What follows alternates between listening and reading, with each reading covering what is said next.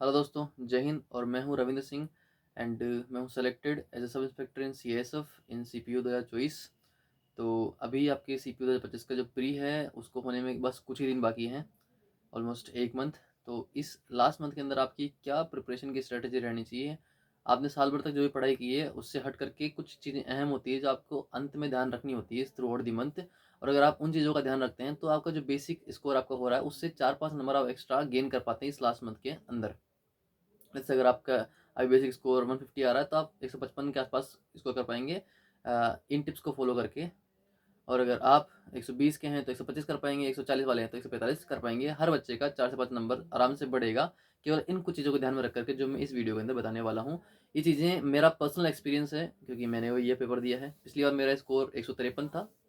अ, ये तो 153 स्कोर था, जिसके अंदर अपने सीपीयू है। सीपीयू के अंदर पहले हमारे चॉइस तक हमारे सेक्शनल टाइमिंग नहीं होती थी।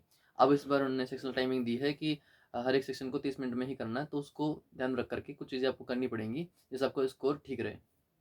तो मैं हर एक सब्जेक्ट सब्जेक्ट वाइज बताऊंगा और ऐसे ओवरऑल भी आपको बताऊंगा। ओवरऑल तो आपको एक चीज़ ध्यान रखनी है कि एक तो कॉन्फिडेंट रहना है हमेशा। आपके जब जिस दिन पेपर होता है आपके मार्क्स चाहे कितने भी, अगर आपके 80 नंबर भी आ रहे हैं ना प्री का आप मॉक दे रहे हो उसके अंदर, प्री में आपको पता है 80 नंबर आओगे तो प्री क्वालिफाई नहीं होगा। स्टिल आपके अगर उतने भी आ रहे हैं तो कॉन्फिडेंट पूरा रहना है खुद खुद को लेकर के। कॉन्फिडेंस लूज नहीं करना है, चाहे कुछ भी नंबर आए। ठीक है, ये सबसे खराब बता दिया मैंने कि 80 नंबर आएंगे तो भी होप रखिए। ठीक है, और पढ़ते रहिए 20 दिन तक, 30 दिन तक, जितने दिन बाकी है आपके। 9 से 12 दिसंबर को आपके पेपर हैं। तो अगर मैं बात करूँ ओवरऑल तो आपको मॉक देना है जितने मैक्सिमम आप मॉक दे सकते हो। एक दिन का एक मॉक तो मान के चलो, लास्ट के 30 दिन है तो शुरुआत के 10 दिन जो है उनमें हर दूसरे दिन मॉक दे लो। और आखिर के 15 दिन तो आपको मॉक ही मॉक देने हैं। ओनली मॉक दो और उसका एनालिसिस करो, मॉक दो उसका एनालिसिस करो। मॉक में जितने भी क्वेश्चन मैथ्स के आए हैं, जितने क्वेश्चन रीजनिंग के, इंग्लिश के, जीके के, वो सारे क्वेश्चन आप सोल्व करके देखो। आपको आने चाहिए वो सारे सारे क्वेश्चन। मैथ्स को सोल्व करते हैं उस समय वहाँ पर आप ये ध्यान रखना, आप टाइमिंग का पूरा पूरा ध्यान रखना। हम पूरे पूरे 50 क्वेश्चन कोई माइकल लाल कर नहीं पाएगा। ठीक है, पूरे पूरे 50 क्वेश्चन कोई माइकल लाल नहीं कर पाएगा। इसलिए आपको ध्यान रखना है कि आपको मैक्सिमम क्वेश्चन सोल्व करने हैं, ना कि सारे क्वेश्चन सोल्व करने हैं। जैसे आपको लगे कि ये क्वेश्चन हार्ड है, अगर क्वेश्चन बहुत ज़्यादा बड़ा है पढ़ने के अंदर, कि ये दिखने में ही दिख रहा है राक्षस के टाइप का क्वेश्चन कि 5-7 लाइन उसके अंदर है, उसको पढ़ने में टाइम ज़ाया मत करना कभी भी। पढ़ते रह जाओगे, पढ़ने में आप 1 मिनट खराब कर दोगे, क्योंकि आपको सोल्व वही क्वेश्चन करने से आपको लगता है कि 30 से 40 सेकंड के अंदर आप क्वेश्चन कर पाओगे।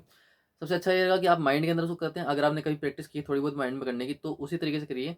लेकिन अगर आपने माइंड में करने की कोशिश नहीं की, आप पेन कॉपी लेके ही करते हैं, तो स्ट्रेटेजी चेंज मत करना। मैथ्स को लेकर के लास्ट टाइम के ऊपर अपनी स्ट्रेटेजी कभी चेंज मत करना किसी की भी वीडियो देख करके। अगर आपको कोई वीडियो के अंदर कह देता है कि मैथ्स में ऐसा कर दो वैसा कर दो, इस ट्रिक से पढ़ो, अभी लास्ट टाइम में ट्रिक्स वाली वीडियोस मत देखो। जिस तरीके से आप करते हैं उसी तरीके से प्रैक्टिस करते रहिए। मैथ्स को लेकर के ये है, जिस जो भी आपका तरीका है बेसिक सा, आप अगर बेसिक से करते हैं तो वैसे कीजिए। किसी चीज़ की आपको ट्रिक मालूम है तो उसको ट्रिक से कीजिए। बाकी जो तरीका है उसको सेम रखिए, उसको चेंज मत करना। लास्ट के कुछ दिनों में चेंज करोगे तो वो चेंज तरीका आप एग्जाम में अप्लाई नहीं कर पाओगे बिल्कुल भी। तो मैथ्स के अंदर सबसे मेन चीज़ ये कि आपको स्ट्रेटेजी आपकी चेंज नहीं करनी है। जो आपकी पर्सनल चल रही है, जिस तरीकों से आप मैथ्स सोल्व करते हैं उसी को करिए। ठीक है, तरीके चेंज नहीं करने। प्लस दूसरा सब्जेक्ट आता है अपना रीजनिंग। तो रीजनिंग के अंदर ऐसा है कि रीजनिंग के अंदर आप जब सेक्शनल मॉक दे रहे हैं, रोज के आपको सेक्शनल मॉक भी देने हैं और आपको फुल मॉक भी देना है हर दूसरे दिन, है ना, अभी कुछ दिनों के लिए। और फिर आखिरी 15 दिनों के अंदर आपको हर रोज एक मॉक देना है। हर रोज एक मॉक देना है, फुल मॉक। और सेक्शनल मॉक भी आपको देने हैं हर एक सब्जेक्ट के एक एक। तो जो आप सेक्शनल मॉक देंगे रीजनिंग के, जिसके अंदर आपको 30 मिनट का टाइम टेक्स्ट बुक के ऊपर आपको मिल जाएगा, टेक्स्ट बुक के पास खरीद लीजिए। उसके अंदर आपको मिल जाएगा। आपको अगर टेक्स्ट बुक का पास खरीदना तो आप मेरे जो है वीडियो डिस्क्रिप्शन है उसके अंदर लिंक दे रखा है, उससे आप खरीद सकते हैं। रीजनिंग के अंदर आज आप देंगे, आपके कुछ जो टॉपिक्स होंगे उनके अंदर आपके नंबर कटेंगे। उन टॉपिक्स को अच्छे से पढ़ो दोबारा। आप कहोगे सर यार अब तो 30 दिन बाकी है, 20 दिन बाकी है, आप कैसे पढ़ सकते हैं? हो सकता है आप जब वीडियो देख रहे हो तो 15 दिन बाकी हो। लेकिन फिर भी रीजनिंग ऐसी चीज़ है, रीजनिंग में अगर आप 15 दिन के अंदर भी देखोगे उसको, अगर आपको एग्जाम से 2 दिन पहले भी देखे जाओगे तो आप उसको अप्लाई कर पाओगे उसको वहाँ पे। और रीजनिंग के अंदर 30 मिनट के अंदर 50 क्वेश्चन हो सकते हैं। मैं भी कर सकता हूँ, आप भी कर सकते हैं।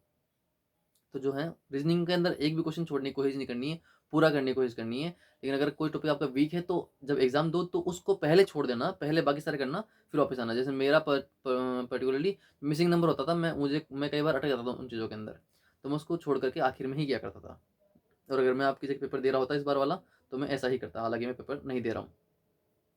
रही बात इंग्लिश की, तो इंग्लिश जो है, इंग्लिश के अंदर आपको करना है मैक्सिमम रिवीजन। आपने जिस भी बुक से आपने अपनी वोकैब पढ़ी है, वोकैब के अंदर सिनोनिम, एंटोनिम, मीडियम फ्रेजेस वगैरह, आपने जिस भी बुक से पढ़े हैं, चाहे आपने ब्लैक बुक से पढ़े हैं, चाहे संजीवनी से पढ़े हैं, चाहे नीतू मैम के वोकैब बुक से पढ़े हैं, या किसी भी एक्सवाइजेड किसी दूसरी बुक से पढ़े हैं, आपको उसी बुक पे रहना। अभी तक जो आपने वोकैब की है उसी पे आपको बेस्ड रहना, नया कुछ भी नहीं पढ़ना। इन लास्ट दिनों के अंदर आपको नया तो कुछ पढ़ना है ही नहीं। अगर आपके मैथ्स के अंदर कुछ टॉपिक छूट गए हैं तो उनको रहने दो, उनको रहने दो, उन टॉपिक्स को करने की कोशिश मत करो। उनको करने के लिए जाओगे, इसमें आप नंबर गवा दोगे। जितना आता है उसको रिवाइज करो बस, नया पढ़ना है ही नहीं, चाहे वो कोई भी सब्जेक्ट की बात हो, नया कुछ भी नहीं पढ़ना है।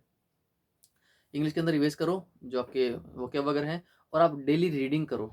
इंग्लिश माध्यम जो है एक बड़े बढ़िया टेलीग्राम चैनल है, मैंने भी फॉलो किया था उसको जब मैं उस पर था, जब मैं प्रिपरेशन फेज में था। मैं भी उससे रोज एडिटोरियल पढ़ा करता था, आप भी उसको पढ़ सकते हैं।